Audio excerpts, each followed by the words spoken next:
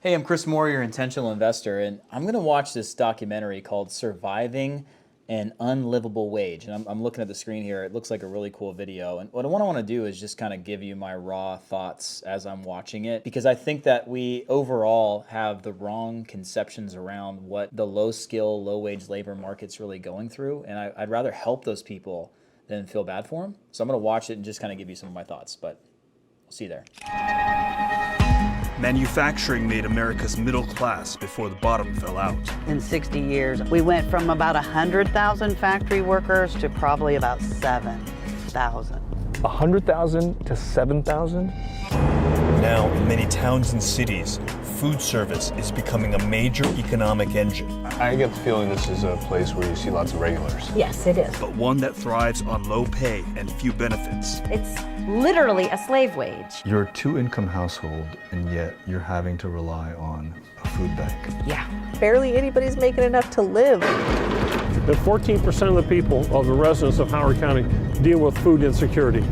So watching this Surviving the Unlivable Wage documentary, I'm just a minute in, and I think the premise of this is really focused around how I think underlying issues like inflation is making it more expensive than ever for someone just to live and have shelter and food, and even what we call the dinks, the dual income, no kid type demographics, are still struggling to just survive and maintain their quality of life based off of the rising cost of living. And I think it's terrible, but at the same time, I think it should be eye-opening.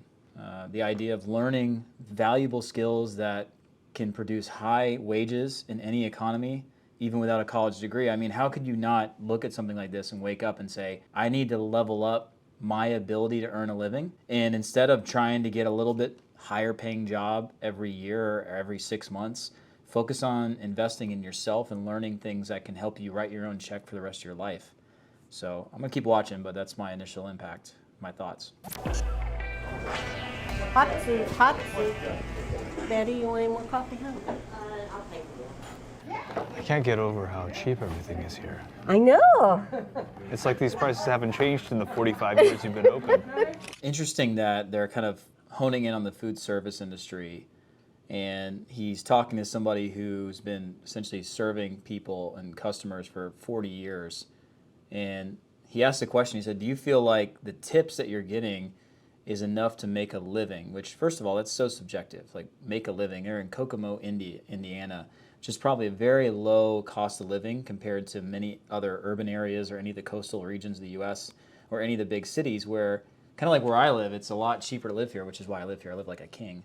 But that's so subjective, right? And then I like where they're going here, and they're kind of raising awareness more towards, I think, cost of living increases rather than anything else. Looks like that a lot of these, what we call low skill, low wage labor jobs, no offense to anybody who falls in that category, but anything in like the food service industry, a lot of the blue collar factory workers and the manufacturing industries, once again and again, get hit in the mouth. And these are where you're seeing, they told a statistic, 100,000 jobs down to 7,000. And every single one of those jobs lost was in the low skill, low wage labor market. It's not a joke, it's not funny, it's not cool that happened, but you've got to look at that and say, this is a wake-up call. If I can only qualify or find jobs in what they call the low skill, low wage labor market, you have to understand you're always in the chopping block. Technology is going to outpace you. It's going to take your jobs away from you. AI should be terrifying to you, not something you should be playing with for fun on your phone, but instead you should learn, what skills can I learn that cannot be replaced by technology, that's not going to downsize next time there's a pandemic or something that can really disrupt it? How can I take control of my own future? And I think the other thing to really think about is non-traditional education platforms and sources. Like, instead of just going to college for the sake of going to college, why not go to a technical or a vocation? 20%. Go get and learn something like at a vocational school where you can have a much higher paying job and learn a skill that's in really high demand. Or why can't you go to Google and get a Google Nano degree and learn how to get hired by Google doing code and tech? Why can't you go and learn something that is in really high demand rather than just try to get a better job every 6 months to a year or be a better server so you can make more tips? I just think people need to take more control of their future. Not only of this town, but of this country. And it's all kind of relegated to the past. those who don't adapt get left behind every time. But today it's recovering, with unemployment around 3%, and one of the businesses that's hiring is restaurants.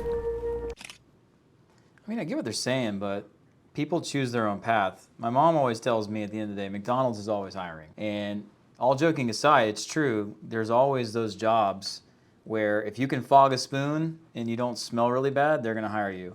I think instead of people trying to stack 2 or 3 jobs on top of each other to make a living, why don't they focus on investing in themselves? I think it's people feel like they're trapped. They feel like they only have one option, which is work harder. Maybe if I work harder or work more, I can make more money. They're on a linear scale, and they're on this linear line, and they have no clue that they have other things that can affect the pitch of the line. They can conform that line from linear to exponential and make a lot more money with less time. And I think people don't know what they don't know. And I hate to say it, but it comes down to a lack of education, just like in any other aspect of our life. We've probably learned the entire time we've been alive that we're supposed to get educated so we can get better jobs. But why don't we change that to say we need to get educated so we understand we have better options? I'm just throwing that out there. And to me, like for me, when I was younger, I worked in restaurants. I've managed 11 restaurants, helped open 2. I actually liked waiting tables and bartending. I made more money than the managers did. So I don't care if I made $2.13 an hour. I was a performance-based worker. But people who suck at performance, being put into $2.13 an hour jobs as a waiter, can't make great money because they can't perform. So to me, I felt like waiting tables is a rite of passage, and it helped me become a better business person and salesperson compared to kind of feel like I'm hearing that in this documentary people you should feel bad for them because they're working for $2.13 an hour and having to rely on tips. No, it's teaching performance-based society, and if you can't perform, they're not going to pay you top dollar. High earners are always top performers. And then the other thing is, what's the number 1 employer in the United States? Pretty sure it's Walmart. What's interesting, Walmart has some of the best retention among their employees. I have a kid that lives near us, and he bowls with us, and I've been trying to come work for us for a while. I couldn't get him to do it because Walmart's paying for his college. I mean, I think what else we need to realize is that the better employers, whether they pay more money or not, they get to keep better employees because they're treating them really nicely. So to me, I look at this documentary also as a wake-up call to employers and say that if you don't want the low-skill, low-wage employees, you need to give your employees better benefits and give them a better reason to want to stay and work for you, or you're going to turn out just like the food industry, which is constantly a struggle. I remember by the time I was 25 years old, I already had 1,500 employees as a restaurant manager. The attrition was crazy. We were training people every day because we couldn't keep people.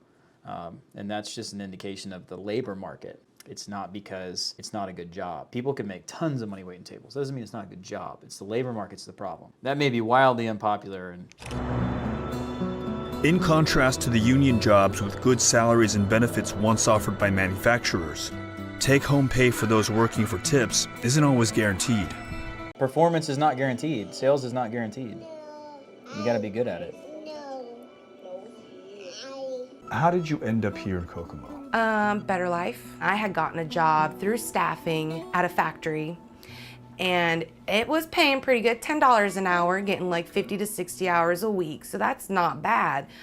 But I was still nursing, so it was really hard. So I got my husband on at the job, and then I quit. She said something just now. She said, I started driving 45 minutes away from my house because it was a more affluent area, and doing the same job in this other neighboring town where the people that she was serving at the restaurant had more money. They were more generous with their money, and she made a lot more money. And I think that's one of my key principles of how I've been able to continuously rise financially, net worth, and in success is I always am searching for a bigger playground. I talk to people who are consultants for a living all the time. I said, you have the opportunity to consult for thousandaires or consult for millionaires. Which one do you feel like solving their problems is worth more money? It's millionaires. So it's a perfect example of getting into maybe a higher net worth sphere of influence, or getting around people that have more money, you're going to rise their occasion, or work for people and solve problems for people who have a lot of money. Those problems are worth more money to solve.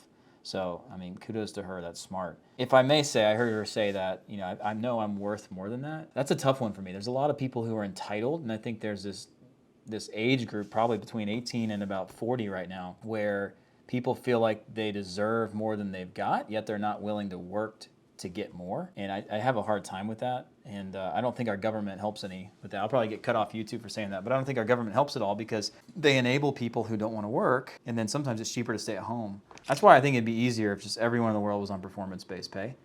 or you work nonprofit. Either a servant and you want to be like, you want to serve people and money's not a problem, and you really want to pour your heart into a nonprofit. We need people like that. And then anybody else, let them perform and let their value they bring to the marketplace dictate how much they get paid. That's where value starts to translate. Not I'm worth more than this. No, until you learn more skills, your time is not worth more than that. Maybe you feel like instead you should say, I know I'm made for more than this.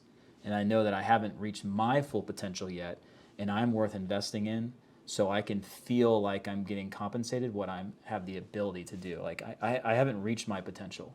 And I think if we just switched out our language, instead of saying I'm worth more than this, to I feel like I can achieve more than this if I invest more in myself.